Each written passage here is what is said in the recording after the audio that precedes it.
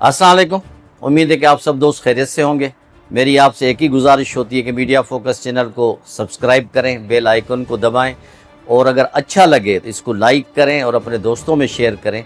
यही मेरी कामयाबी है। वफाकी बजट समझ में बात आ रही है कि इंशाल्लाह 12 जून को पेश किया जाएगा और काफ़ी बातों पे इत्तेफाक हो गया है और NFC अवार्ड और बेनज़ीर इनकम सपोर्ट प्रोग्राम को नहीं छेड़ा गया और जो पीपल्स पार्टी की जो सबसे बड़ी डिमांड थी वो यही थी कि इन दोनों को नहीं छेड़ा जाए।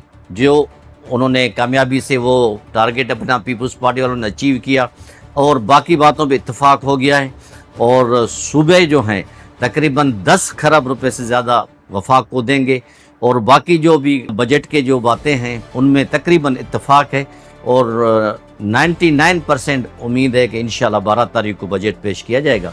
और इस पूरे सिनारियो को अगर आप देखें, इसको आप गिलगित बल्तिस्तान के इलेक्शन से इसको मिलाएं कि वहाँ पे जो खुल के इख्तलाफात ख़ास करके बिलावल भुट्टो ने शुरू किए थे बेनज़ीर इनकम सपोर्ट प्रोग्राम और NFC के, और उस पे जो उन्होंने अपनी इलेक्शन मुहिम चलाई, आसफा भुट्टो ने भी उसका साथ दिया।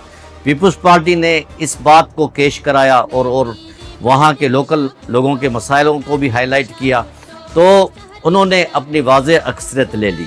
अब वो सुनने में आया है कि वो या तो इंडिपेंडेंट के साथ मिलकर हुकूमत बनाएंगे, जो इसका इम्कान ज़्यादा है, और या फिर वो नवाज़ लीग को भी अपने उसमें शामिल करेंगे। बहरहाल हुकूमत पीपल्स पार्टी की बनेगी और चीफ मिनिस्टर जो है वो पीपल्स पार्टी का होगा गिलगित बल्तिस्तान में। ये एक किस्म की बड़ी कामयाबी है पीपल्स पार्टी की। देखा जाए तो ओवरऑल शहबाज शरीफ को पीपल्स पार्टी ने टेक्निकली नॉकआउट कर दिया है। वफाक में भी उनकी अक्सरियत है, पीपल्स पार्टी के इतने ज़्यादा मेंबर नहीं हैं, लेकिन उसके बगैर ये हुकूमत चल नहीं सकती। सिंध में तो पीपल्स पार्टी की हुकूमत है, बलूचिस्तान में भी उनका चीफ मिनिस्टर है, तकरीबन पूरी मिनिस्ट्री बलूचिस्तान में भी पीपल्स पार्टी वालों की है, पंजाब का गवर्नर भी पीपल्स पार्टी का है, आज़ाद कश्मीर में भी पीपल्स पार्टी की गवर्नमेंट है, KPK का गवर्नर भी पीपल्स पार्टी का है, अब गिलगित बल्तिस्तान में भी उनकी हुकूमत बन रही है। तो आप इससे अंदाज़ा लगाएं कि पीपल्स पार्टी वाले खुसूसन बिलावल भुट्टो की सियासत और किस तरह चल रही है और जलदारी साहब अपने कार्ड कैसे खेल रहा है। और जलदारी साहब को अप्रिशिएट किया शहबाज शरीफ ने, कहा कि बिलावल साहब ने बहुत अच्छी मुहिम चलाई गिलगित बल्तिस्तान में बनिस्बत हमारे वजीरों के। तो इस पे बात कर दी मुस्कुरा के आसिफ जलदारी ने कि आखिर बेटा किसका है। तो इन सब बातों से ये जाहिर हो रहा है कि नवाज लीग थोड़ी सी प्रेशर में है, थोड़ी सी क्या, मेरे ख्याल में बहुत ज्यादा प्रेशर में, क्योंकि जो भी क्रेडिट होता है वो पीपल्स पार्टी लेने की कोशिश करती है और जो कोई डिसक्रेडिट होती है या कोई बात होती है वो गलत बात भी होती है या आवाम के खिलाफ होती है, वो नवाज लीग की तरफ जाता है, क्योंकि वफाक में नवाज लीग की हुकूमत है और पीपल्स पार्टी उस हुकूमत का हिस्सा नहीं है।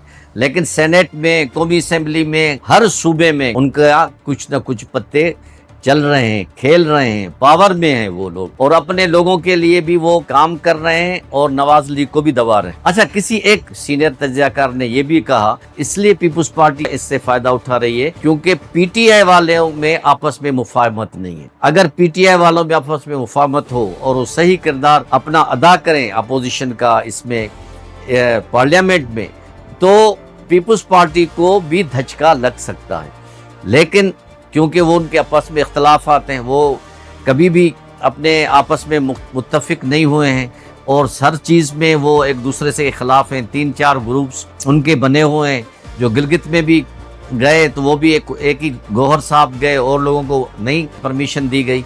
लेकिन बहरहाल ओवरऑल जो उनकी इमरान खान के जेल में जाने के बाद जो सियासत है उसको अलीमा खान ही चला रही है। अलीमा खान को इतना कोई नो हाउ सियासत का नहीं है, लेकिन वो ही सियासी वर्कर्स जिन्होंने कई सालों से पार्लियामेंट में भी टाइम दिया है, सियासत में भी टाइम दिया है, उनको दबाती है, उनकी इंसल्ट करती है, बेइज्जती करती है।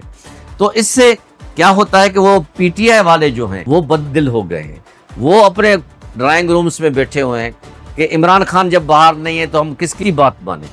तो यही वजह है कि पीपल्स पार्टी को काफ़ी हद तक फ़ायदा पहुंच रहा है और वो अपने मुतालबात भी बना रही है।